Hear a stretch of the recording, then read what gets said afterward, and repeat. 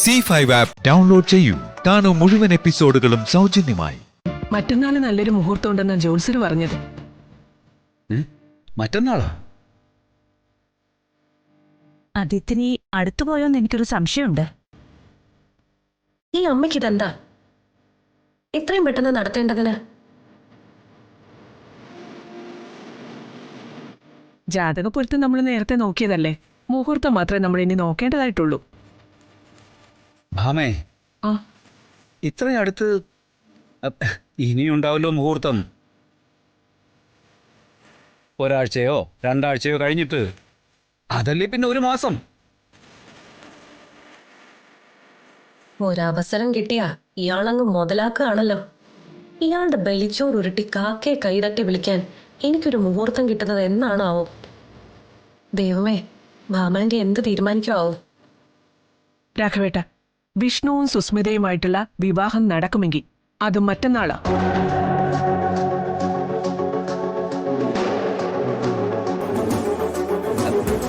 ഭാമേ, ആൾക്കാരെയൊക്കെ ക്ഷണിക്കാനുള്ള സമയം വേണ്ടേ?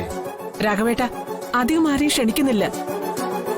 അത്ര അടുപ്പമുള്ളവരും വേണ്ടപ്പെട്ടവരും മാത്രം. അതെന്താ ഭാമേ അങ്ങനെ? കഴിഞ്ഞ തവണ നാടടക്കം കൊട്ടിഘോഷിച്ച് ക്ഷണിച്ചു. എന്നിട്ടെന്താ സംഭവിച്ചത്? അതൊന്നും രാഘവേട്ടന് ഓർമ്മയില്ലേ? ദേ, നമ്മുടെ കയ്യിലെ കുഴപ്പം കൊണ്ടല്ല കല്യാണം നടന്നില്ല. എന്നിട്ടും കഥകൾ എന്തൊക്കെയാ നാട്ടിൽ പറഞ്ഞുണ്ടാക്കിയത്.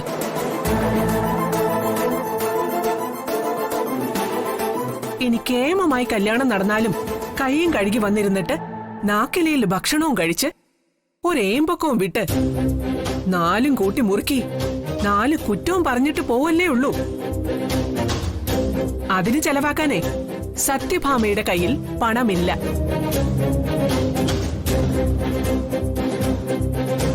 സത്യഭാമയുടെ പണക്കൊഴുപ്പിന്റെ മേനി പറഞ്ഞു നടക്കാൻ ഇനിയൊരു വിശാല സദ്യയുടെ ആവശ്യവുമില്ല.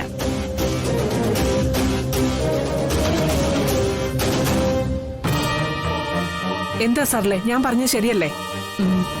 ഭാമ എന്ത് തീരുമാനിക്കുന്നോ അങ്ങനെ തന്നെ.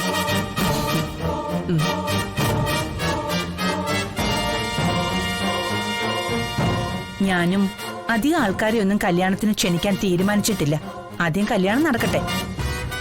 കുഞ്ഞുങ്ങളുടെ സന്തോഷം അതാ പ്രധാനം.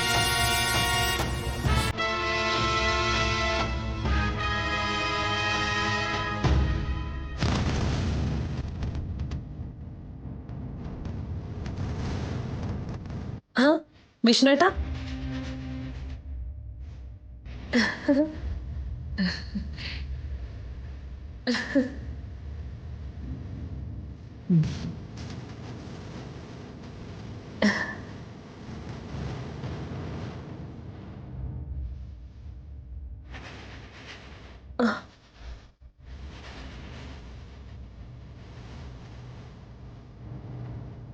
വിഷ്ണു, അവിടെ നിന്നേ. മറ്റന്നാളാ നിന്റെയും സുസ്മിതയുടെയും വിവാഹം.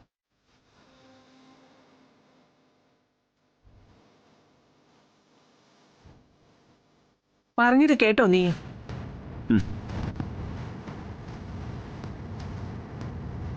ഇനി എനിക്ക് പോവാലോ അല്ലേ? പോകാം. ഡൗൺലോഡ് ചെയ്യൂ C5 ആപ്പ്. കാണൂ എല്ലാ എപ്പിസോഡുകളും സൗജന്യമായി.